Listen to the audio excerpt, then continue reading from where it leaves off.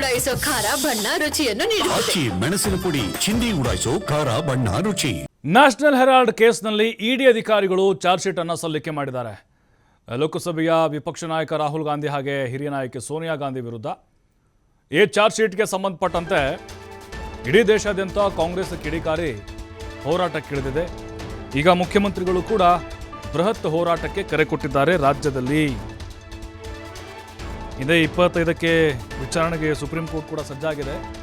ಕಾಂಗ್ರೆಸ್ ಈಗ ಹೋರಾಟಕ್ಕಿಳಿದಿದೆ. ಕೇಂದ್ರ ತನಿಖಾ ಸಂಸ್ಥೆಗಳನ್ನು ಆಡಳಿತ ಪಕ್ಷ ಬಳಸಿಕೊಳ್ತಾ ಇದೆ.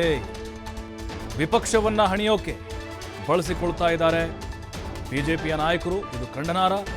ವಿಚಾರಣೆ ಹೆಸರಲ್ಲಿ ನಮ್ಮ ಪಕ್ಷದ ನಾಯಕರಿಗೆ ಮಾನಸಿಕವಾದಂಥ ಕಿರುಕುಳ ಕೊಡ್ತಾ ಇದ್ದಾರೆ. ಇದು ಮೋದಿ ಅಮಿತ್ ಶಾ ಸರ್ಕಾರದ ಸರ್ವಾಧಿಕಾರಿ ಧೋರಣೆ. ಇದರ ವಿರುದ್ಧ ಪ್ರಜಾಪ್ರಭುತ್ವ ಗೌರವಿಸುವಂಥ ಎಲ್ಲರೂ ಹೋರಾಡಬೇಕಾಗಿದೆ. ಮಾಧ್ಯಮ ಪ್ರಕಟಣೆ ಮೂಲಕ ಹೋರಾಟಕ್ಕೆ ಕರೆ ಕೊಟ್ಟಿದ್ದಾರೆ ಸಿಎಂ ಸಿದ್ದರಾಮಯ್ಯ. ಈ ಹಿಂದೆ ಕೂಡ ದೊಡ್ಡ ಮಟ್ಟದ ಹೋರಾಟಗಳು ನಡೆದಿತ್ತು. ಯಾವಾಗ ಅವರನ್ನು ವಿಚಾರಣೆಗೆ ಒಳಪಡಿಸಿದ್ರು ಡೆಕ್ಕನ್ ಹೆರಾಲ್ಡ್ ಸಂಬಂಧಪಟ್ಟಂಗೆ. ಈಗ ಚಾರ್ಜ್ ಶೀಟ್ ಸಲ್ಲಿಕೆಯಾಗಿರುವುದು ಕೂಡ ಕಾಂಗ್ರೆಸ್ ಕೆಂಗಣ್ಣಿಗೆ ಗುರಿಯಾಗಿದೆ. ಈ ಬಗ್ಗೆ ಮತ್ತಷ್ಟು ಮಾಹಿತಿ ಕೊಡ್ತಾರೆ ನೇರ ಸಂಪರ್ಕದಲ್ಲಿ ನಮ್ಮ ಪ್ರತಿನಿಧಿ ರಾಕೇಶ್ ರಾಜಪ್ಪ. ರಾಕೇಶ್, ನೋಡ್ತಾ ಇದ್ದೀವಿ ರಾಹುಲ್ ಗಾಂಧಿ ಹಾಗೆ ಸೋನಿಯಾ ಗಾಂಧಿ ವಿರುದ್ಧ ಚಾರ್ಜ್ ಶೀಟ್ ಸಲ್ಲಿಕೆಯಾಗಿ ಸಂಬಂಧಪಟ್ಟಂತೆ ಇಡೀ ದೇಶಾದ್ಯಂತ ಕಾಂಗ್ರೆಸ್ ಈಗ ಬೀದಿಗೆ ಇಳಿತಾ ಇದೆ.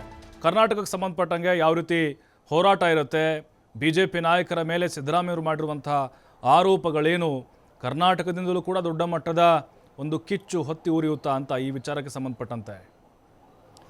ಪ್ರಭು, ನ್ಯಾಷನಲ್ ಹೆರಾಲ್ಡ್ ಪ್ರಕರಣಕ್ಕೆ ಸಂಬಂಧಪಟ್ಟ ಹಾಗೆ ಇದುವರೆಗೆ ಕಾಂಗ್ರೆಸ್ ಪಕ್ಷವೂ ಸೇರಿದಂತೆ ಪಕ್ಷದ ಪ್ರಮುಖ ನಾಯಕರಾದಂಥ ರಾಹುಲ್ ಗಾಂಧಿ ಹಾಗೆ ಸೋನಿಯಾ ಗಾಂಧಿ ಅವರಿಗೆ ಕೇಂದ್ರ ಸರ್ಕಾರ 10 ಬಾರಿ ತನಿಖಾ ವ್ಯವಸ್ಥೆಯನ್ನು ಮಾಡಿಕೊಟ್ಟಿತ್ತು. ಅಂದರೆ ಇಡಿಯ ನೋಟಿಸ್ ಆಗಿತ್ತು, ಹಾಗೆ ಪ್ರಕರಣಕ್ಕೆ ಸಂಬಂಧಪಟ್ಟ ಹಾಗೆ 3-4 ಸಮನ್ಸನ್ನು ಕೂಡ ಕಳಿಸಿಕೊಟ್ಟಿತ್ತು.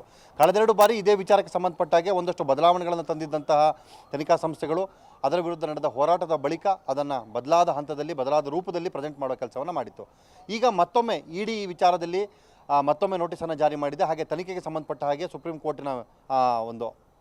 ಕೋರ್ಟ್ನಿಂದ ಅವಕಾಶವನ್ನು ಕೂಡ ಪಡೆದು ತನಿಖಾ ಹಂತವನ್ನು ಮುಂದುವರಿಸುವುದಕ್ಕೆ ಆ ವಿಚಾರಣೆಯನ್ನು ಮಾಡೋದಕ್ಕೆ ಅವಕಾಶವನ್ನು ಪಡೆದುಕೊಂಡಿದೆ. ಈ ಬದಲಾವಣೆಯ ವಿಚಾರವೀಗ ರಾಜ್ಯ ಸರ್ಕಾರದಲ್ಲಿ, ಅಂದರೆ ಈಗಿಲ್ವ ನಮ್ಮ ರಾಜ್ಯದಲ್ಲಿರುವಂಥ ಹಾಲಿ ಕಾಂಗ್ರೆಸ್ ಸರ್ಕಾರ ಇದನ್ನು ಖಂಡಿಸ್ತಾ ಇದೆ. ಒಂದು ಪ್ರಕರಣದ ವಿಚಾರಕ್ಕೆ ಸಂಬಂಧಪಟ್ಟ ಹಾಗೆ ಸುದೀರ್ಘವಾದಂತಹ ತನಿಖೆ ನಡೆಸುವ ಅವಕಾಶ ಇದ್ದಾಗ ಅದರ ಬಗ್ಗೆ ಪೂರ್ವಾಪರತೆಯನ್ನು ತಿಳಿದುಕೊಂಡು ಸಕಾಲದಲ್ಲಿ ಸರಿಯಾದ ರೀತಿಯಲ್ಲಿ ತನಿಖೆಯನ್ನು ಮಾಡಬೇಕು.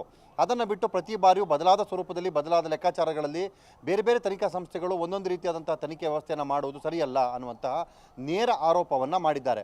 ಮುಖ್ಯಮಂತ್ರಿ ಸಿದ್ದರಾಮಯ್ಯನವರು ಈ ವಿಚಾರವಾಗಿ ತಮ್ಮ ಅನಿಸಿಕೆಯನ್ನು ಮಾಧ್ಯಮ ಪ್ರಕಟಣೆ ಮೂಲಕ ಹೊರಹಾಕಿಕೊಂಡು ಬಿಜೆಪಿ ಸರ್ಕಾರದ ಸರ್ವಾಧಿಕಾರಿ ಧೋರಣೆಯನ್ನು ಹಾಗೆ ವಿಪಕ್ಷಗಳನ್ನು ಒಡೆಯುವ ಮತ್ತು ವಿಪಕ್ಷವನ್ನು ತುಳಿಯುವ ಪ್ರಯತ್ನದಲ್ಲಿರುವಂತಹ ಬಿಜೆಪಿ ಸರ್ಕಾರದ ಆಡಳಿತವನ್ನು ಖಂಡಿಸಿದ್ದಾರೆ.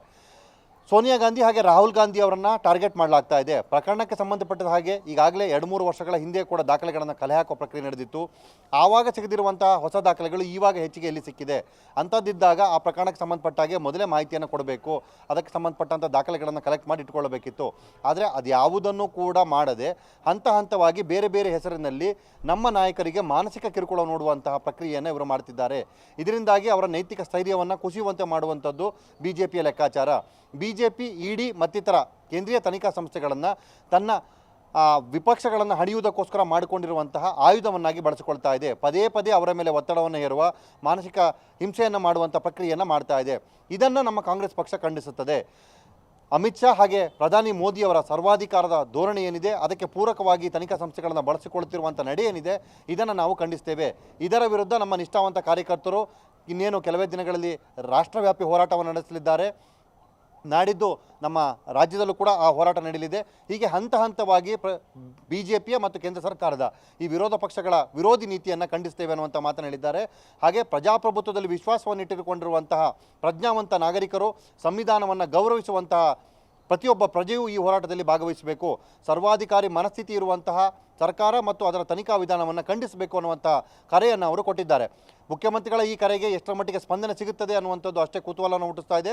ಜೊತೆಗೆ ಈ ಹೋರಾಟ ಯಾವ ಸ್ವರೂಪವನ್ನು ಪಡೆದುಕೊಳ್ಬೋದು ಅನ್ನುವಂತಹ ನಿಟ್ಟಿನಲ್ಲಿ ಆ ಒಂದು ಆಯಾಮ ಯಾವ ರೀತಿ ಇರ್ಬೋದು ಅನ್ನುವಂಥ ಕುತೂಹಲವು ಕೂಡ ಮತ್ತೊಂದು ಕಡೆ ಇದೆ. ಪ್ರಭು, ಅಂದರೆ ರಾಕೇಶ್, ಈಗ ನಾವು ನೋಡ್ತಾ ಇದ್ದೇವೆ ದೇಶದ ಬೇರೆ ಬೇರೆ ಕಡೆಗಳಲ್ಲಿ ಪ್ರತಿಭಟನೆಗಳು ಜೋರಾಗಿ ನಡೀತಾ ಇದೆ. ಕರ್ನಾಟಕದಲ್ಲಿ ಕಾಂಗ್ರೆಸ್ ಸರ್ಕಾರ ಅಧಿಕಾರ ಇರೋದ್ರಿಂದಾಗಿ ಒಂದು ದೊಡ್ಡ ಮಟ್ಟದ ಒಂದು ನೈತಿಕ ಸ್ಥೈರ್ಯ ಕೂಡ ಅಂತ ಅನಿಸುತ್ತಾ ಅಂತ ಕಾಂಗ್ರೆಸ್ನ ವರಿಷ್ಠರಿಗೆ ಇದು ಹೋರಾಟದ ಕರೆ ಕೊಟ್ಟಿರೋದು? ಹೌದು ಪ್ರಭು, ಪ್ರತಿ ಬಾರಿಯೂ ಕೇಂದ್ರದ ವಿರುದ್ಧ ಹೋರಾಟ ನಡೆಸುವಾಗ ಆ ಹೋರಾಟದ ಮುಂಚೂಣಿಯನ್ನು ನಮ್ಮ ರಾಜ್ಯದ ನಮ್ಮ ಕಾಂಗ್ರೆಸ್ ತೆಗೆದುಕೊಂಡಿದೆ ಅಂತ ಕಾಂಗ್ರೆಸ್ ಪ್ರತಿ ಬಾರಿಯೂ ಹೇಳ್ಕೊಳ್ತಾ ಇರ್ತದೆ. ಭಾರತ್ ಜೋಡೋ ಯಾತ್ರೆ ಇರ್ಬೋದು ಅಥವಾ ಪಕ್ಷ ಸಂಘಟನೆಯ ಪರ್ವವನ್ನು ಆರಂಭಿಸುವಂಥ ಸಂದರ್ಭದಲ್ಲಿ ಕಳೆಗುಂದಂಥ ಪಕ್ಷಕ್ಕೆ ಶಕ್ತಿ ತುಂಬುವ ಕಾರ್ಯವಾಗ ಪಕ್ಷ ಸೋತು ನಿಂತಾಗ ಅದಕ್ಕೆ ಅಧಿಕಾರದ ವ್ಯವಸ್ಥೆಯನ್ನು ಅಂದರೆ ಅಧಿಕಾರದ ರೂಪುರೇಷೆಯನ್ನು ತೋರಿಸಿಕೊಟ್ಟಂಥ ಎಲ್ಲ ಶ್ರೇಯಗಳು ರಾಜ್ಯ ಕಾಂಗ್ರೆಸ್ಗೆ ಸೇರುತ್ತೆ.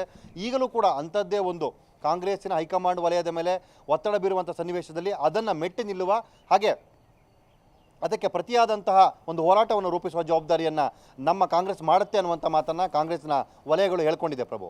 ಥ್ಯಾಂಕ್ ಯು ರಾಕೇಶ್ ತಮ್ಮೆಲ್ಲ ಮಾಹಿತಿಗಾಗಿ.